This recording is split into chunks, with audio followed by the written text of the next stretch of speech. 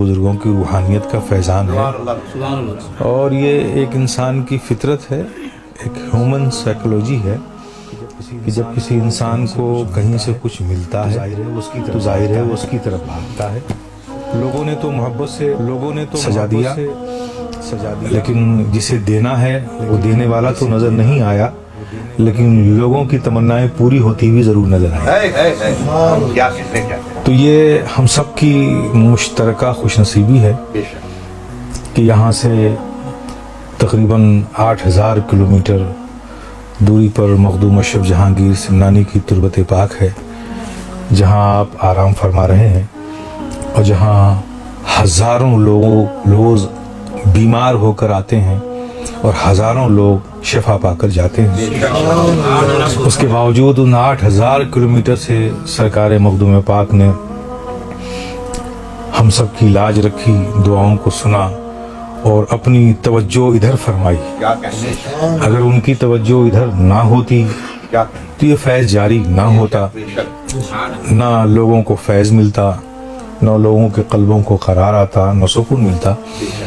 تو میں اس نحو سے کہتا ہوں کہ یہ بڑا مثبت اور بڑا ہی تاریخی قدم آپ کا ہے۔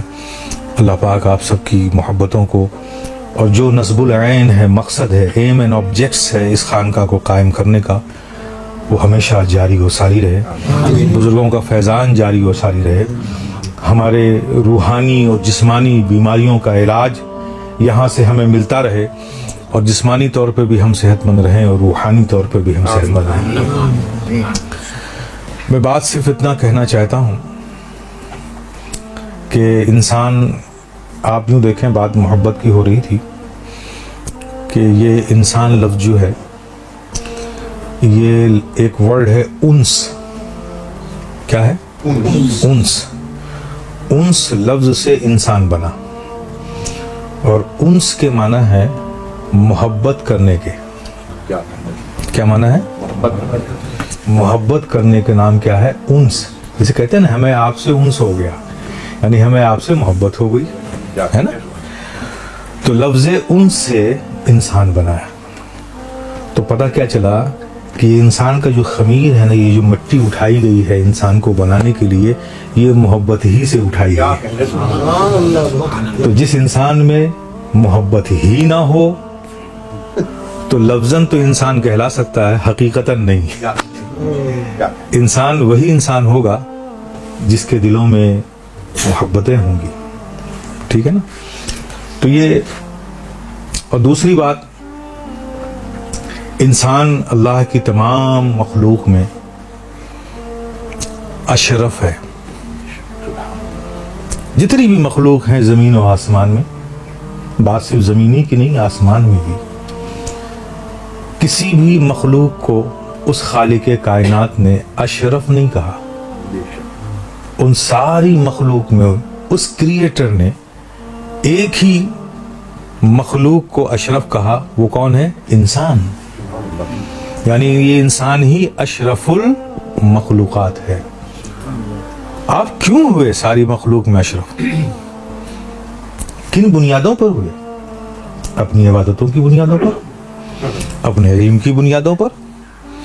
کن بنیادوں پر؟ یہ اونچے اونچے ٹاور بنانے کی بنیادوں پر، یہ شاپنگ سینٹرز اور کمپلیکس بنوانے کی بنیاد پر، یہ اچھی اچھی گاڑیوں کی ایجاد کرنے کی بنیاد پر آپ سارے لوگوں میں اشرف ہوئے؟ ایسا نہیں ہے۔ آپ کی اشرفیت کا دار و مدار آپ کی شرافت ہے، آپ کی انسانیت ہے، آپ کی مانوتا ہے، آپ کا مروت ہے، آپ کی اخلاق ہے، دوسروں کے لیے سیکریفائس، بلیدان کرنے کی اسپرٹ ہے، جذبہ ہے۔ یہ وہ خوبیاں ہیں جو اللہ نے انسانوں میں رکھی۔ انسانوں کے سوا یہ اوصاف کسی دوسری مخلوق میں نہیں ہے۔ تو آپ جن خصلتوں اور خوبیوں کی بنیاد پر، جن اچھائیوں کی بنیاد پر آپ ساری مخلوق میں اشرف بنائے گئے، اگر وہ خوبیاں آپ سے نکل جائیں تو کیا آپ کو اشرف کہلانے کا حق حاصل ہے؟ اب اگر آپ وہ خوبیاں اپنا لیں، وہ وصف آپ میں آ جائیں، وہ عادتیں آپ میں آ جائیں جو جانوروں کی ہے، تو پھر آپ میں اور جانور میں فرق کیا ہے؟ آپ 2 پیروں پہ چلتے ہیں، جانور 4 پیروں پہ چلتا ہے، چلتا تو وہ بھی ہے۔ اگر آپ کو بھوک لگتی ہے تو لگتی اس کو بھی ہے، آپ کو نیند آتی ہے تو نیند اسے بھی آتی ہے، بچے پیدا آپ کرتے ہیں تو بچے پیدا وہ بھی کرتا ہے، وہ بھی اپنی فیملی آباد کرتا ہے۔ فرق کیا ہے؟ کیا فرق ہے؟ جس طرح سے آپ ایک 4 پیروں پہ چلنے والے جانور کو حیرت سے دیکھتے ہیں، ظاہر وہ بھی آپ کو حیرت سے دیکھتا ہوگا۔ یہ کوئی امتیاز کی چیز نہیں ہے۔ آخر آپ اشرف ہوئے کیوں؟ اگر وہی عادتیں، ایک کتا ہے، آپ دیکھتے ہیں ڈاگس کو، ایک بڑا سا جانور اگر مرا ہوا ہو، اس کتے کو معلوم ہے کہ یہ پورا جانور میں نہیں کھا پاؤں گا، لیکن جب تک وہ وہاں ہے کوئی دوسرا کتا کھانے شیئر کرنے آئے گا نا تو اسے دوڑائے گا، بھوکے گا۔ کیوں؟ کہ اس کے اندر حرص ہے، لالچ ہے، وہ جانتا ہے کہ اتنا میں نہیں کھا پاؤں گا، لیکن پھر بھی کسی کو شریک اس میں نہیں ہونے دیتا، اس لیے کہ اس کی حرص، اس کی لالچ اس کے اندر بڑے اونچے درجے پر ہے۔ اگر یہ آپ میں آ جائے تو پھر اس میں آپ میں فرق کیا؟ سبحان اللہ، سبحان اللہ۔ آپ دیکھیں تو وہ اوصاف، وہ چیزیں جو جانوروں میں ہیں، اگر ان جانوروں کی، ان کے لحاظ سے ان خوبیوں کو آپ اپنا لیں تو یقین جانیے آپ میں ان میں کچھ فرق نہیں ہے۔ اسی لیے اللہ پاک نے آپ کو اشرف المخلوقات بنایا تو آپ کے اندر مروت دی، اخلاق دیا، کردار دیا، تواضع دی، انکساری دیا، سیکریفائس و بلیدان کا جذبہ عطا کیا۔ یہ وہ خوبیاں ہیں جو کسی اور مخلوق میں نہیں ہے۔ ایموشنز دیے، فیلنگز دی، ریسپیکٹ دیا، ادب دیا، بڑے چھوٹوں کا لحاظ کرنا سکھایا، باپ کے مقام کو اونچے بلند مقام پر رکھا، بیٹے کے مقام کو نیچے رکھا، باپ کو شفقت دینے کا حکم دیا، بیٹے کو باپ کا ادب کرنے کا حکم دیا، پڑوسی رکھا تو پڑوسی کو پڑوسی کا خیال رکھنے کی بات کی۔ یہ جو انسانیت و مانوتا کی جو شکل ہے یہ کسی اور میں آپ کو نظر نہیں آئے گی۔ ان حسن کی بنیاد پر، ان خوبیوں کی بنیاد پر اللہ نے آپ کو اشرف المخلوقات بنایا۔ یہ خوبیاں کہیں اور نہیں ملتی ہیں، لیکن اگر آپ اپنے اس حسن کو، اپنی اس بیوٹیز کو، جس بیوٹی نے آپ کو ساری مخلوق میں اپ گریڈ کر دیا، اگر آپ اسے چھوڑ دو، کک آؤٹ کر دو اپنی لائف سے، اور آپ جانوروں کی خوبیوں کو اپنا لو، تو آپ انصاف سے بولو کہ آپ انسان کہلانے کے حقدار ہو؟ نہیں ہو۔ تو اللہ تو نعمتیں عطا کر رہا ہے، آپ نعمتوں کو ٹھکرا رہے ہو۔ وہ انسان نہیں ہو سکتا جس کے دلوں میں محبتیں نہ ہوں، وہ انسان نہیں ہو سکتا جس کے دلوں میں ادب نہ ہو، احترام نہ ہو، مروت نہ ہو، اخلاق نہ ہو۔ یہ اگر خوبیاں انسان میں نہیں ہیں پیارے، وہ انسان نہیں ہو سکتا۔ یہ کھانے پینے کی بات ہے، ارے بھائی اگر یہی زندگی ہے، یہی لائف ہے تو مجھے حیرت ہے، پھر یہ کام تو جانور بھی کرتے ہیں۔ اگر کھانا پینا، سو جانا اور اپنے بعد کے لیے اپنا سکسیسر، اپنا وارث چھوڑ کے جانا، یہی انسان کا پروگرام ہے، اور اسی پر انسان، اسی ٹریک پر چلنا اس کی زندگی کا مقصد ہے، تو پھر اتنی بڑی عقل لے کر آپ کو چلنے کی کیا ضرورت ہے؟ یہ کام تو جانور بھی کرتے ہیں۔ پھر یہ کیوں عقل کا بوجھ لیے گھوم رہے ہو؟ ان کو بھی کھانا مل ہی جاتا ہے، اللہ رزاق ہے، ان کو بھی رزق عطا کر دیتا ہے، ان کی بھی فیملی بن ہی جاتی ہے۔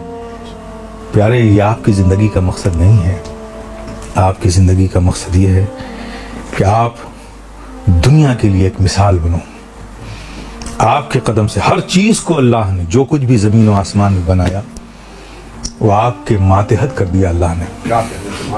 یہ اعزاز ہمیں رب نے عطا فرمایا ہے۔ ذہن، عقل، اس کی ایک حد ہے، ایک حد ہے۔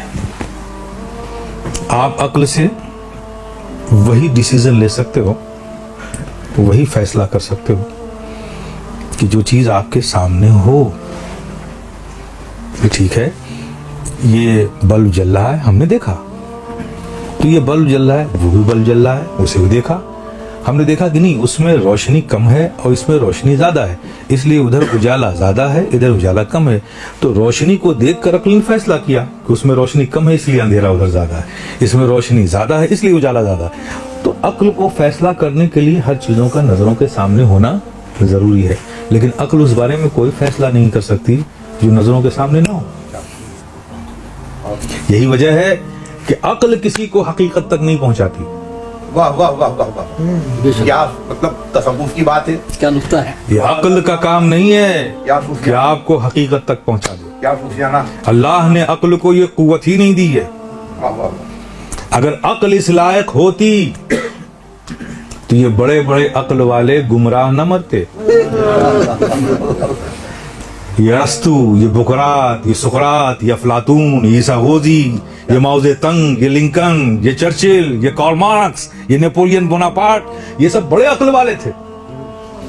اگر عقل اس لائق ہوتی تو یہ بھی منزل تک پہنچتے اور صاحب ایمان ہوتے, یہ گمراہ نہ مرتے.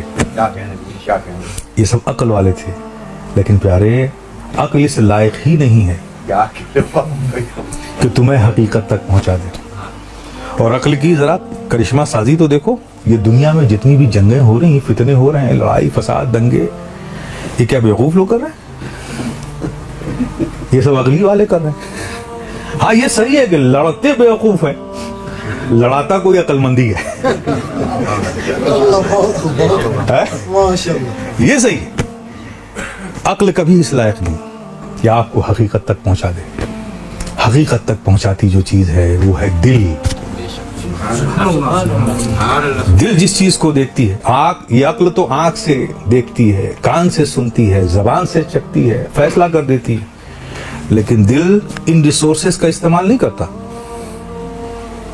اور حقیقت تک پہنچاتا ہے. کیا کہنے, یہ تو دل محبت کی حرارت کو, اس کے ٹیمپریچر کو فیل کرتا ہے, سبحان اللہ, سبحان اللہ, اس کی کشش کو, میگنیٹک پاور کو کھینچتا ہے اپنی طرف سبحان اللہ, اور ڈیسیزن کرتا ہے کہ منزل کہاں ہے. چونکہ دل کا تعلق یہ بھی ایک حقیقت ہے اور اس کا تعلق اس حقیقت سے ہے. سبحان اللہ, جیسے آپ دیکھیں دنیا کا نظام نارتھ پول اور ساؤتھ پول پہ ٹکا ہوا ہے نا, وہی بیلنس بنایا ہوا, ادھر کھینچ رہا ہے ادھر کھینچ رہا ہے, دنیا بیلنس ہے. اسی طرح سے ایک مومن کا دل, وہ جو حقیقت اصلی ہے اس کی طرف راغب ہوتا ہے, اس سے جڑا ہوا ہے یہ دل. اس لیے یہ دل ہی ہے جو ہمیں حقیقت تک پہنچاتا ہے. سبحان اللہ, سبحان اللہ, تو جو چیز ہمیں منزل تک پہنچائے, آپ ابھی ایک سواری لو, آپ کو موراکو جانا ہے ہالیڈے منانے کے لیے, تو کیا آپ کسی ڈسپوزل آٹو کو لے کے جاؤ گے جس کی باڈیز ہل رہی ہو, جس کی اسٹیئرنگ میں پلے ہو, جس کی ویل میں ببلنگ ہو, جس کے سیلف سے آواز آئے 4 بار مارو تو گاڑی سٹارٹ ہو, جس کے کاربوریٹر میں کچڑے بھرے ہوئے ہوں کہ کچھ دیر جائے اور جھٹکے لے کے پھر کھڑی ہو جائے, پھر ڈرائیور سیٹ پہ بیٹھ کر ایک شخص کو باقی جو 2 پیچھے بیٹھے تو انہیں دھکا لگانا پڑے. کیا ایسی گاڑی کو لے کر آپ موراکو ہالیڈے منانے جاؤ گے؟ منزل آپ کی موراکو ہے, سفر لمبا ہے, تو کیسی گاڑی چوز کرو گے؟ جو engine wise, technical wise sound ہو, باڈی وائز پریپیئرڈ ہو, سیٹ وائز لگزریس ہو, جس میں کوئی پرابلم نہ ہو تاکہ ہمیں سفر میں کوئی دقت نہ ہو. کیا کہنے, میرے پیارے, آپ بھی ایک سفر پہ ہو. آپ تھے کہاں؟ عالم ارواح میں. کہاں تھے آپ؟ عالم ارواح میں. رب نے چاہا, عالم ارواح سے آپ کی روح کو نکالا, باپ کی پشت میں ڈال دیا. جب تک چاہا رب نے باپ کی پشت میں رکھا, پھر اس نے چاہا تو آپ ماں کے شکم میں آ گئے. 9 مہینہ 8.5 مہینہ جب تک چاہا رب نے ماں کے شکم میں رکھا, پھر حکم ہوا, رب نے چاہا, آپ دنیا میں آ گئے. اب دنیا میں جب تک رب چاہے گا آپ رہو گے, پھر حکم ہوگا کہ پھر دنیا بدلو, تو آپ کہاں جاؤ گے؟ قبر میں چلے جاؤ گے. پھر قبر میں رب جب تک چاہے گا آپ رہو گے, بے شک, بے شک, جب تک چاہے گا آپ رہو گے. پھر حکم ہوگا دنیا بدلو، تو آپ قبروں سے نکلوگے، میدان حشر میں کھڑے ہو جاؤ گے۔ اب میدان حشر کے بعد اب اگر آپ نے اس پورے سفر میں دیانتداری رکھی ہے، چونکہ عقل تو سب مرنے کے بعد ختم، یہ عقل کی ساری قوت ختم، اب اس کے بعد کا سفر کہ آپ کی روح، آپ کا قلب جتنی توانائی کے ساتھ ہوگا، جتنی زندگی کے ساتھ ہوگا، آپ کا سفر اتنا ہی سیف اور پرفیکٹ ہوگا۔ حشر کے میدان میں اگر آپ کا دل اس پورے سفر میں رب کی خشیت، اللہ سے محبت، اللہ کے پیارے حبیب صلی اللہ تعالی علیہ وسلم سے عشق اور تعظیم و ادب سے آپ کا دل بھرا رہا، تو ظاہر روح میں توانائی رہی، قوت رہی، تو حشر کے میدان میں جب آپ کھڑے ہوگے، گناہ ہوں گے آپ کے ساتھ، یہ گناہ آپ کو ہو سکتا ہے اگلی صف میں نہ کھڑا رہنے دیں، پچھلی صف میں کھڑا رکھے، ہو سکتا ہے کہ بہت لمبی صف ہو، سب سے پچھلی دور لمبی صف میں آپ کا گناہ لے جا کر آپ کو کھڑا کر دے، لیکن اگر آپ کے دلوں میں آقا صلی اللہ تعالی علیہ وسلم کی محبت، ادب و تعظیم رہی ہے، تو میرے پیارے اس تعظیم کا، اس ادب کا، اس محبت کا انعام یہ ملے گا کہ جب پیارے آقا آئیں گے تو سارے کھڑے ہوئے آگے جتنے امتی ہوں گے نا آپ کے، اور یہ کون آگے کھڑے ہوں گے؟ بھئی ظاہر ہے کہ جس کا گریڈ سب سے ٹاپ کا ہوگا وہ سب سے آگے ہوگا، اس کے بعد والا اس کے پیچھے، اس کے بعد والا اس کے پیچھے۔